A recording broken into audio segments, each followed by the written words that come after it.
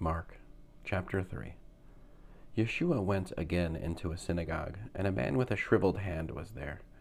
Looking for a reason to accuse him of something, people watched him carefully to see if he would heal him on Shabbat. He said to the man with the shriveled hand, "Come up where we can see you." Then to them he said, "What is permitted on Shabbat, doing good or doing evil, saving life or killing?" But they said nothing. Then, looking them over and feeling both anger with them and sympathy for them at the stoniness of their hearts, he said to the man, "Hold out your hand." As he held it out, it became restored. The Parushim went out and immediately began plotting with some members of Herod's party how to do away with him. Yeshua went off with his Talmidim to the lake, and great numbers followed him from the Galil. When they heard what he was doing, great numbers also followed him from Yehuda, Yerushalayim, Idumea, the territory beyond the Yarden, and the Zor Zidon area.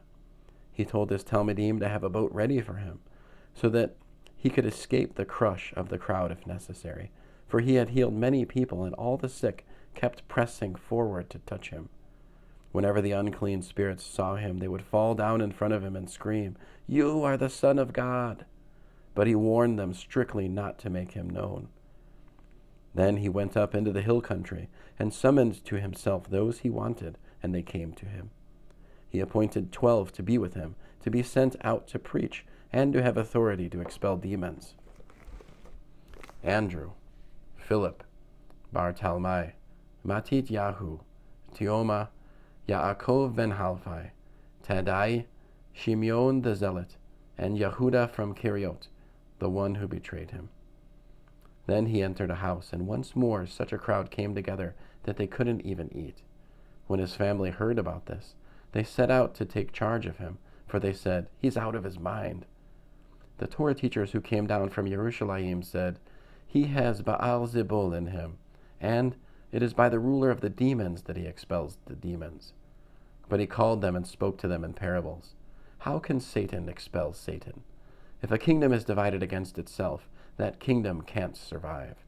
And if a household is divided against itself, that household can't survive. So if Satan has rebelled against himself and is divided, he can't survive either, and that's the end of him. Furthermore, no one can break into a strong man's house and make off with his possessions unless he first ties up the strong man. After that, he can ransack his house. Yes, I tell you that people will be forgiven all sins and whatever blasphemies they utter. However, someone who blasphemes against the Ruach HaKodesh never has forgiveness, but is guilty of an eternal sin. For they had been saying, "He has an unclean spirit in him." Then his mother and brothers arrived. Standing outside, they sent a message asking for him. A crowd was sitting around him, and they said to him, "Your mother and your brothers are outside asking for you." He replied, "Who are my mother and my brothers?" Looking at those seated in a circle around him, he said, "See, here are my mother and my brothers. Whoever does what God wants is my brother, sister, and mother." End of Mark chapter 3.